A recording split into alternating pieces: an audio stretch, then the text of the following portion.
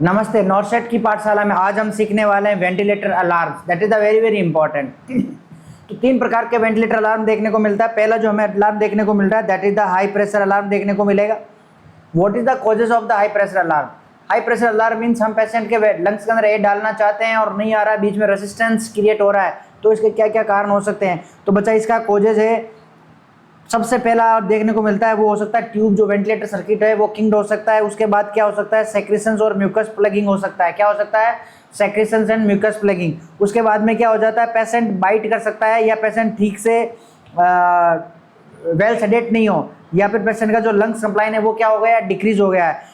इस कंडीशन के अंदर हाई प्रेशर अलार्म देखने को मिलेगा। तो नर्स एक्शन क्या करेगी? और आप जानते हो कि we are the critical nurse, तो हम क्या करेंगे?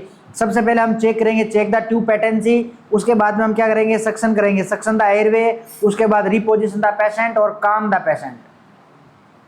उसके बाद में अगर पेशेंट ईटी को बाइट कर रहा है तो हम यूज करेंगे bite block. This is the high pressure alarm and nurse action. Now that is the low pressure alarm. Low pressure alarm भी देखने को मिलेगा। तो आप क्या करेंगे? लो प्रेशर अलार्म देखने को मिलेगा। क्या कॉजेज हो सकता है? लो प्रेशर अलार्म का मीन्स होता है जितना एयर हम डालना चाहते हैं लंग्स में उतना एयर नहीं जा रहा है।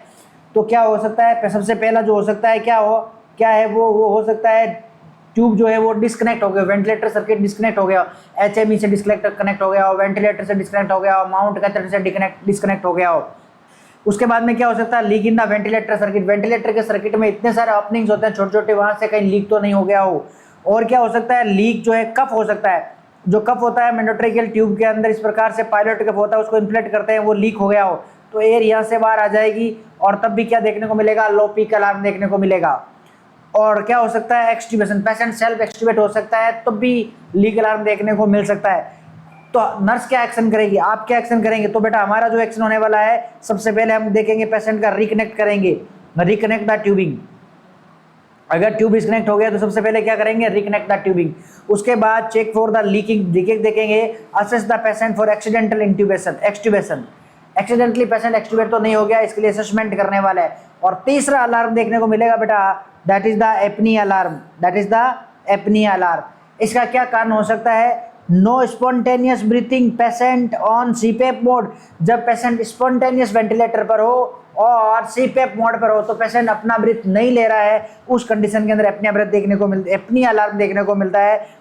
और किस कंडीशन के अंदर? तो रेस्पिरेटरी अरेस्ट के अंदर देखने को मिल सकता है। That is the ventilator alarm. तीनों के तीनों अलार्म इंपॉर्टेंट है, एग्जाम में क्वेश्चन पूछा हुआ है, फिर से पूछ सकते हैं। और जो बात आपको याद रखनी है, व्हेन अलार्म, जब पेशेंट अलार्म कर रहा हो तो हमें क्या करना है? Check the patient first. पहले पेशेंट को चेक पहले करना है, उसके बाद में क्या करना है? मशीन असेसमेंट करना है। ओके, अभी आपने क्या करना है? लाइक, शेयर एंड सब्सक्राइब और कमेंट जरूर करना है।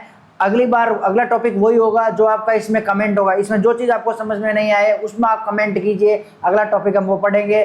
Thank you for watching.